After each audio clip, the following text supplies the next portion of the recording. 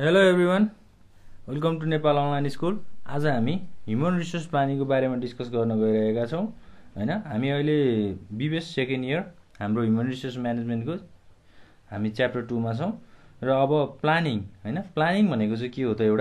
एउटा प्रोसेस हो जसले चाहिँ हामीलाई के कुरा गर्नको लागि हेल्प गर्छ त, जस्तै फ्युचर गोल सेट गर्नको लागि हैन, रुल्स रेगुलेसन्स बनाउनको लागि यस्तो कुराहरुमा चाहिँ हेल्प गरिरहेको हुन्छ। अब ह्युमन रिसोर्स प्लानिङ भनेको चाहिँ के हो त? It is one of the crucial aspect of human resource management हैन। ह्युमन रिसोर्स म्यानेजमेन्टको चाहिँ एउटा क्रुसियल एस्पेक्ट अथवा एउटा प्रोस्पेक्टलाई चाहिँ हामीले ह्युमन रिसोर्स प्लानिङ भनेर भन्छौँ, जसले चाहिँ it helps ensure the needed man power of organisational goal हैन। अब अर्गनाइजेसनको गोल अब्जेक्टिभलाई चाहिँ हेरेर अब कस्तो खालको म्यान पावर चाहिन्छ त्यो कुराहरू चाहिँ यसले हामीलाई थाहा पाउनको लागि अथवा प्रिपेयर गर्नको लागि हेल्प गर्छ। अब ग्लोबलाइजेसन मुभमेन्ट हैन, ग्लोबलाइजेसन मुभमेन्टले चाहिँ हामीलाई के गर्यो त? Competition to provide quality and low cost products हैन। ग्लोबलाइजेसन मार्केटले चाहिँ the competition to provide quality and low cost products has been increasing day by day भनेको दिनदिनै कस्तो खालको गुड्सहरू मार्केटमा गइरहेको छ त? क्वालिटी र हाम्रो लो कस्ट गुड्सको चाहिँ एकदमै कम्पिटिसन भइरहेको छ। क्वालिटी दिने कि लो कस्ट प्रोडक्ट्स दिने हैन, राम्रो क्वालिटीको सामान युज गर्ने कि एकदमै लो कस्ट प्रोडक्ट्सको सामान युज गर्ने, त्यो कुराहरू छ। अब एचआर डिपार्टमेन्टले चाहिँ हाम्रो के गर्छ त? जस्तै अब HR department has to plan in order to provide the quality manpower to compete in the market. अब मार्केटमा आफ्नो कम्पिटिसनहरू देखाउनको लागि एचआर डिपार्टमेन्टले के गर्छ त? प्लानहरू बनाउँछ हैन। क्वालिटी म्यान पावरले कम्पिट गर्नको लागि अथवा क्वालिटी म्यान पावरहरू प्रोभाइड गर्नको लागि चाहिँ एचआर डिपार्टमेन्टले प्लान प्रोसिड्युर्सहरू बनाउँछ। अब एचआर डिपार्टमेन्टलाई हामीले अर्को डिफिनेसनबाट भन्दाखेरि के पनि भन्न सक्छौँ त? It is defined as a process of predetermine future human resource हैन। फ्युचर ह्युमन रिसोर्सको लागि प्रिडिटरमाइन गर्ने प्रोसेसलाई चाहिँ हामीले ह्युमन रिसोर्स प्लानिङ पनि भनेर भन्छौँ। Human resource needs and course of action needed to satisfy those needs to achieve organizational objectives. अर्गनाइजेसनलको अब्जेक्टिभ्स अथवा गोल अनुसार चाहिँ कामहरू गर्नुपर्छ हैन। त्यसपछि अब निड्सहरूलाई सेटिस्फाइड गर्नुपर्छ हैन, आवश्यकताहरूलाई पुरा गर्नुपर्छ, जुन कुरा चाहिँ हामीलाई ह्युमन रिसोर्स प्लानिङले हेल्प गर्छ। अब organization has the right number and kind of people हैन, at right place and at the right time capable for performing in the organisation.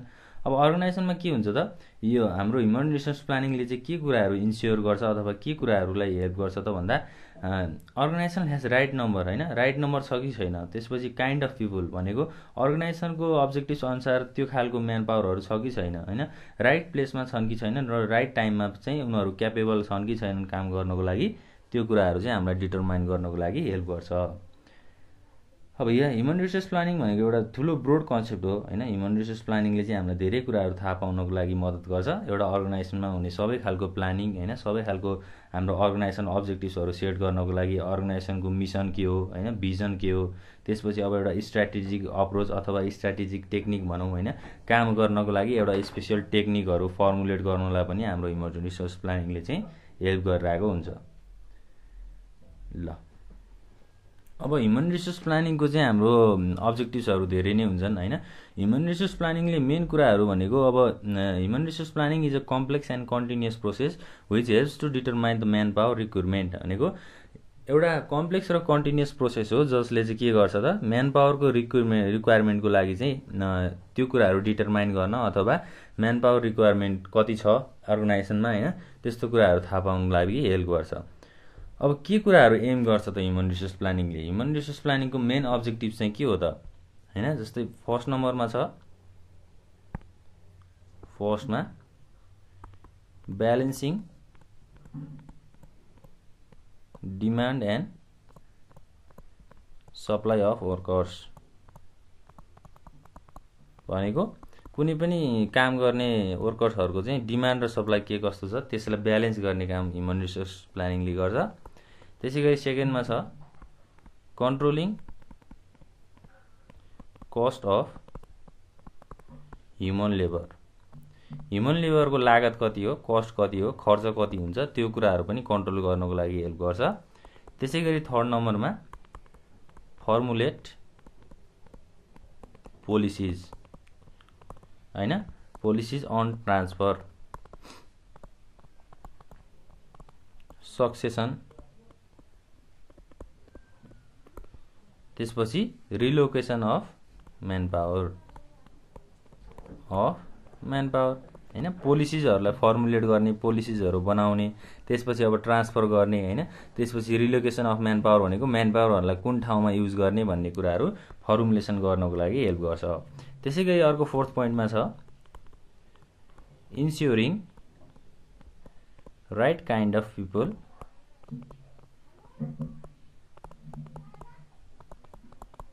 At the right time and place हैन। Insuring right kind of people at the right time and place भनेको एउटा right टाइममा अथवा right ठाउँमा चाहिँ right पिपललाई भनेको अब जस्तै नलेजेबल मान्छेहरूलाई एकदमै त्यो अब कामहरू लगाउनको लागि त्यही अनुसारको काम लगाउने, राइट काइन्ड अफ पिपल भनेको राम्रो मान्छेलाई चाहिँ राम्रो ठाउँमा राख्ने, राम्रो प्लेसमा राख्ने भनेर भनेको छ है त। यो कुराहरू हामीले बुझ्नुपर्ने हुन्छ। त्यसैगरी अब हामीले एचआर प्लानिङको क्यारेक्टरिस्टिक्सको कुराहरू पनि गर्छौँ हैन। यो हाम्रो एचआर ह्युमन रिसोर्स प्लानिङको मेन अब्जेक्टिभ्सको कुराहरू भयो। अब ह्युमन रिसोर्स भनेर त हामीले कुरा गरि नै हाल्यौँ हैन। के हो त? Process of predetermining future human resource needs and course of action needed to satisfy those needs to achieve organizational objectives. अब पोइन्टमै लेख्नु पर्दाखेरि पनि सजिलो छ कि यो कुराहरू चाहिँ। ह्युमन रिसोर्स म्यानेजमेन्टको चाहिँ एउटा डेफिनेसन पनि ह्युमन रिसोर्स प्लानिङको एउटा डेफिनेसन पनि लेखौँ। It is defined as a process of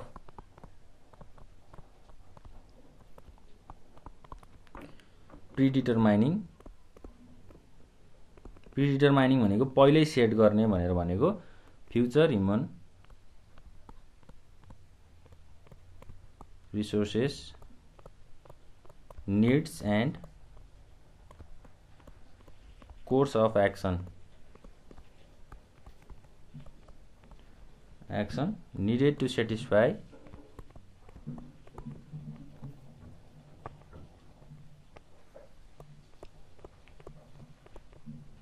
those needs to achieve organisational objectives हैन। यो सेन्टेन्सले चाहिँ हामीलाई ह्युमन रिसोर्स प्लानिङको एउटा राम्रो डेफिनेसन हेर्नको लागि मद्दत गर्छ। Process of predetermining future human resource needs and course of action need to satisfy those needs to achieve organizational objectives. Main कुरा भनेको अर्गनाइजेसनलको गोल अनुसार ह्युमन रिसोर्सलाई म्यानेज गर्ने हैन, उनीहरूको निड्स अथवा इच्छा चाहनाहरूलाई प्रिडिटरमाइन गर्ने र एउटा गोल एचिभ गर्ने प्रोसेसलाई ह्युमन रिसोर्स प्लानिङ भनेर भनिदो रहेछ। र अब क्यारेक्टरिस्टिक्सको कुराहरू त हामीले हाम्रो अब्जेक्टिभ्सको कुराहरू त हामीले गरि नै हाल्यौँ। यो भनेको हाम्रो अब्जेक्टिभ्सको कुराहरू भयो।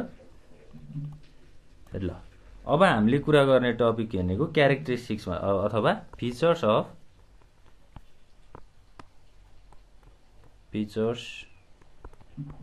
Of human resource planning.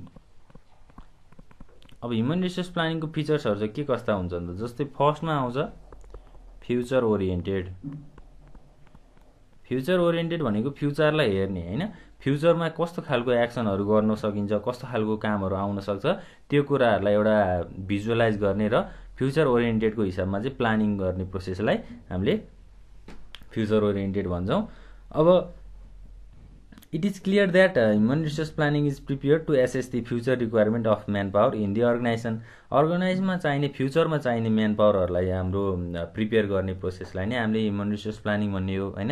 It helps to identify the size and composition of human resource for future purpose. Human रिसोर्सको चाहिँ अब साइजलाई आइडेन्टिफाई गर्ने, त्यसपछि कम्पोजिसनहरूलाई आइडेन्टिफाई गर्ने फ्युचर पर्पजको लागि। यो एउटा क्यारेक्टरिस्टिक्स अथवा फिचर्स भयो। त्यसैगरी सेकेन्डमा आउँछ कन्टिन्युअस प्रोसेस।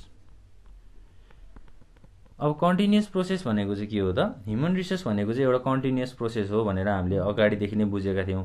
अब प्लानिङको कुराहरू गर्दाखेरि पनि त्यही हो हैन। जस्तै अब अर्गनाइजेसनमा हरेक दिन हरेक ठाउँमा छुट्टै छुट्टै कामहरू भइरहेको हुन्छ हैन। अब ह्युमन रिसोर्स प्लानिङले त के कुराहरू प्रिपेयर गर्नुपर्छ त? Human resource prepared today may not be applicable for future due to ever changing external forces of the environment. अब इन्भाइरोमेन्टहरु पनि एकदम चेन्जेबल छ, डाइनामिक छ। अब अहिले बनाएको हाम्रो ह्युमन रिसोर्स प्लानिङले फ्युचरमा काम नगर्न सक्छ, फ्युचरमा अब अर्कै स्ट्रक्चरहरु बनिदिन सक्छ हैन। त्यही भएर हामीले हरेक क्षण हरेक पलमा चाहिँ ह्युमन रिसोर्स प्लानिङ गर्नुपर्छ। त्यही भएर यसलाई कन्टिन्युअस प्रोसेस पनि भनिन्छ।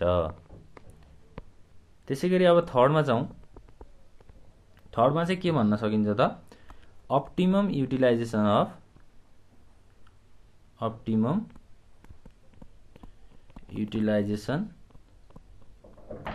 अफ ह्युमन रिसोर्स भनेको अब ह्युमन रिसोर्स प्लानिङले के कुराहरुमा फोकस गर्छ त भन्दा अप्टिमम युटिलाइजेसन भनेको धेरै भन्दा धेरै युटिलाइज गर्ने रिसोर्सेसहरुलाई हैन।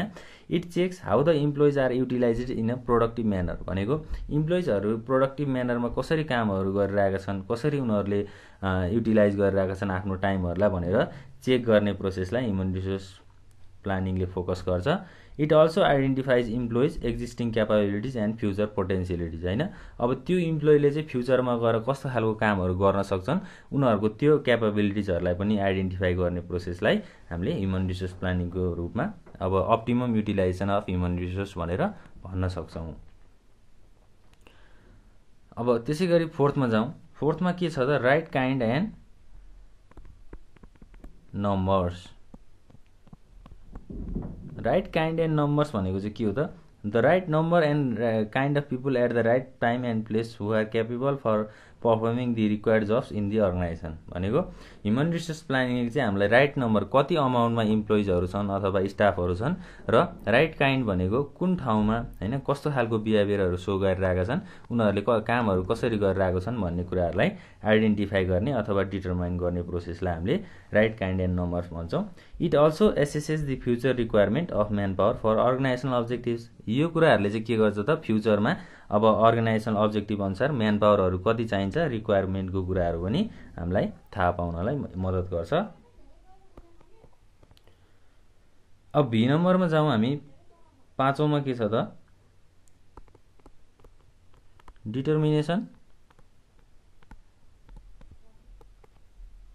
Of demand and supply of HR हैन।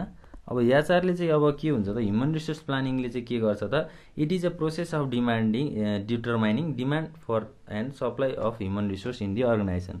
अर्गनाइजेसनमा ह्युमन रिसोर्सको आवश्यकता कति छ र कति मात्रामा सप्लाई गर्ने भन्ने प्रोसेसलाई डिटरमाइन गर्ने प्रोसेसलाई ह्युमन रिसोर्स प्लानिङले हेल्प गर्छ। Then a match between demand and supply estimates the optimum level of manpower भनेको डिमान्ड र सप्लाईलाई म्याच गरिसकेपछि त्यो कुराहरुलाई मेजर गरिसकेपछि के एस्टिमेट हुन्छ त, म्यान पावर चाहिँ कति लेभलमा छन् भन्ने कुराहरु डिटरमाइन गर्छन् हैन, डिटरमाइन गर्नलाई हेल्प गर्छ भनेर भन्न सकिन्छ। त्यसैगरी अब 6 नम्बरमा छ इन्भाइरोमेन्टल